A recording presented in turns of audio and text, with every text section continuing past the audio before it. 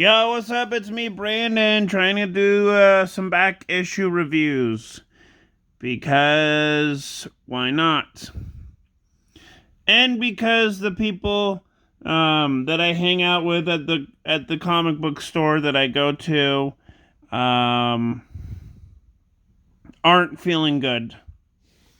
And will hopefully open up the store later on this week, which I will be happy, but I'm hoping that they'll open up the store later on this coming week or weekend. I don't know. But I figured, you know what? I'll just do some back issues and read some stories in issues, obviously, of comic books that I've already bought but have never read. So here we go. Green Lantern number 109. Ghosts of Christmas Past. I will say this, I really enjoyed the story. It's basically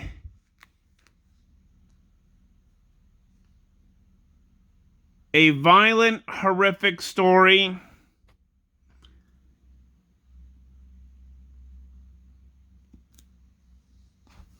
that happened in Jade's past,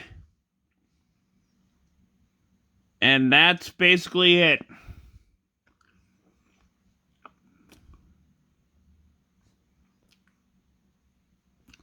And I freaking love it.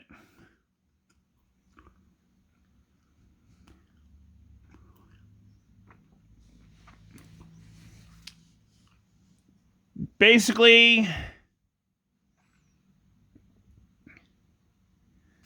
she's kind of like the victim of like what you call it, like one of them violent assaults, like, you know, like violent abusing assaults.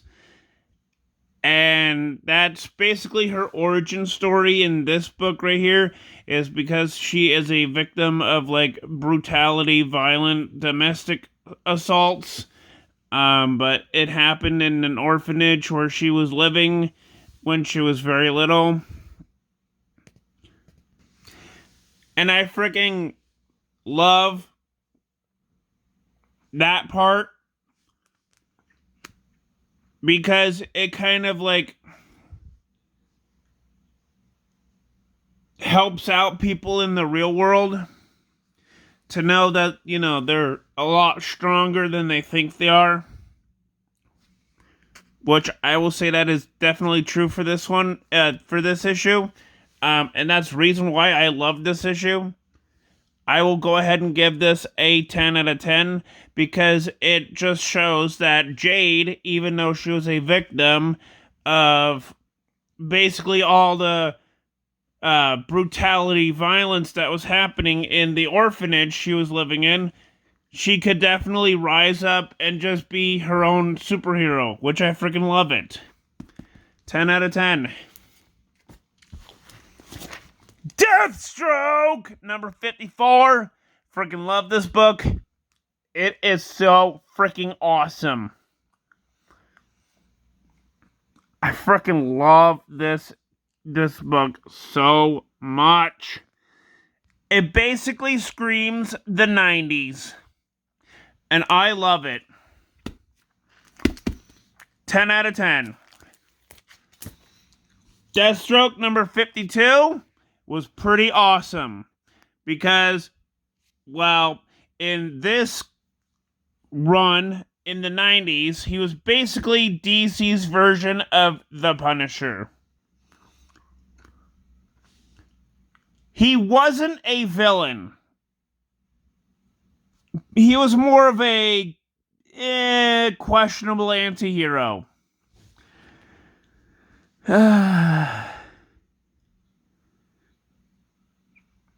One of the things that Jeff Johns kind of failed at later on in his Titans stories with DC would be, you know, that, Deathstroke was always a villain. Deathstroke was this and Deathstroke was that. No, he is not. He is an anti-hero, plain and simple. He's done some questionable horrors in the past, but he's more of an anti-hero. Plain and simple. And yet DC still continues to fuck Deathstroke up the ass. A clear example is the current Dark Crisis event comic. That is a current example where DC just keeps on fucking Deathstroke up the asshole.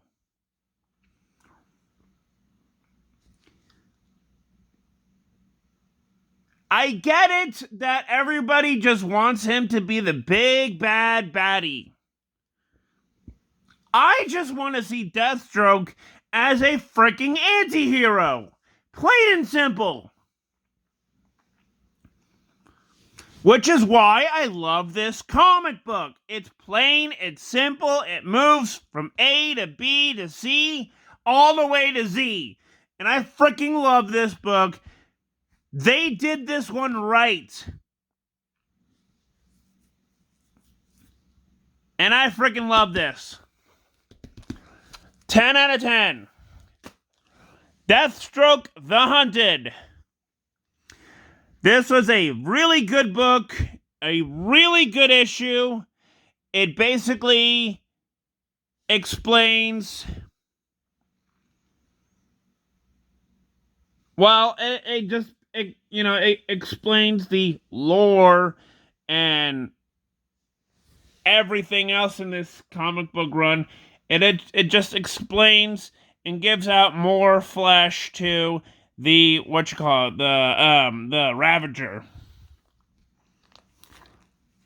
And no, not the Ravager that you're thinking of. That was in 2003. I'm talking about the Ravager, this one.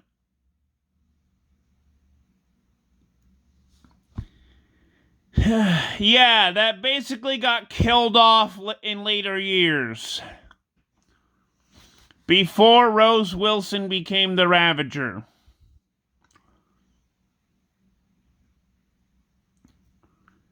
Yeah.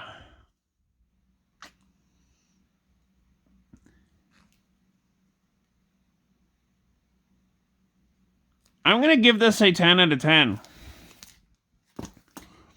Deathstroke the Hunted. This was freaking awesome.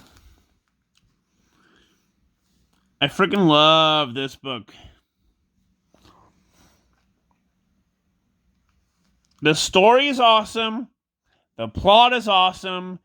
I will give this a 10 out of 10. I love the plot. The plot moved from A to B all the way to Z. There was no cutting ends and cutting corners of this book. I didn't feel like as if I was being, how should I say it, victimized for reading a comic book. I loved it. It was purely simple. Just fun comic book reading shit.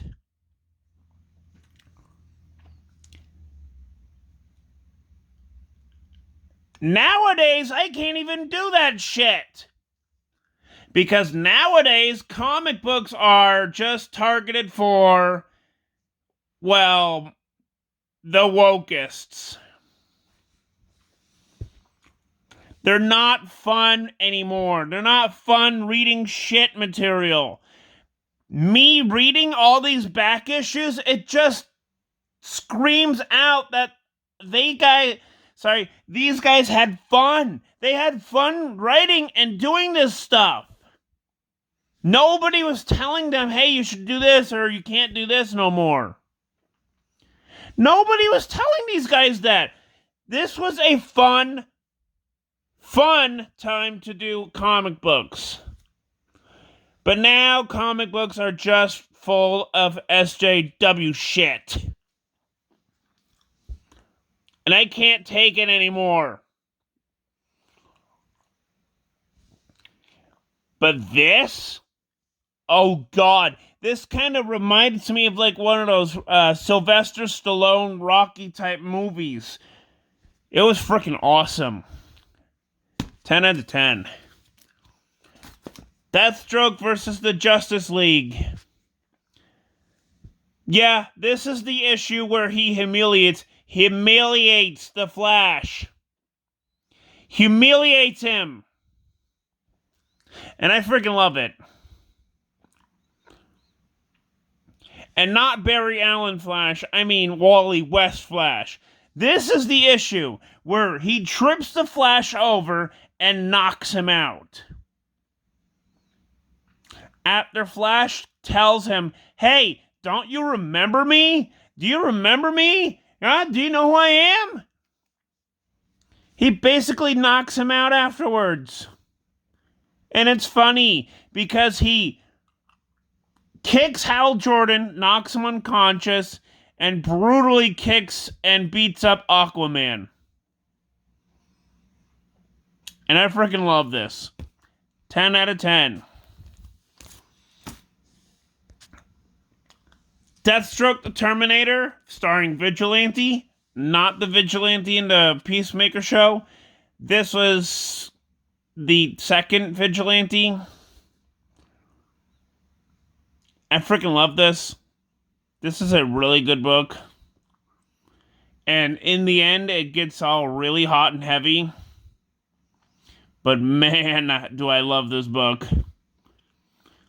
And I mean really, really hot and heavy.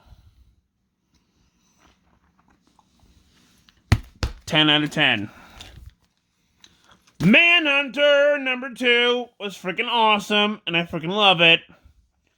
The 90s. Basically, he is the DC version, rip-off of Spawn, and I freaking love it. 10 out of 10. Green Lantern Corps, number 212, 214, and 215. I really loved all of these, so I'm going to go ahead and put them all in there. 212, I freaking love it because, well, I mean, the story was freaking awesome, and, well, you know, Star Sapphire and Hector Hammond. Hello. Freaking awesome. And I liked these two because these two used an idea that was basically based in the 60s, which was Hal Jordan going over and ending up in the year 5711. And they kind of reused the idea. And they reference it. They reference this in... Not referencing this, but they referenced Hal Jordan going to the year 5711 way back. Way back. In the early days of the Green Lantern comic. And I freaking love it. I will give this, and this, all of them, 10 out of 10. So please like and subscribe, comment on the video, hit the notification bell, and I'll see you guys in the next video. Peace. Yo, what's up? It's me, Brandon, trying to give you another video. Yeah, this is going to be the second part of it. I really like this book. This book was freaking awesome. I loved it. This is Green Lantern number 139, and I really like this book. The story was entertaining. It had to deal with major losses and major events, and I really liked it. 10 out of 10. Green Lantern number 138. Oh, yeah. I really like this book. This book is awesome, and I'm happy that this book was, well, obviously published in the year 2001, and it's pretty cool. I really like the cover. The story was great. 10 out of 10. Same with this one. 10 out of 10. Green Lantern, guest starring JLA. It's part of the, I guess, crossover that they did in early 2001. This was not bad. I really liked it. The story was great. 10 out of 10.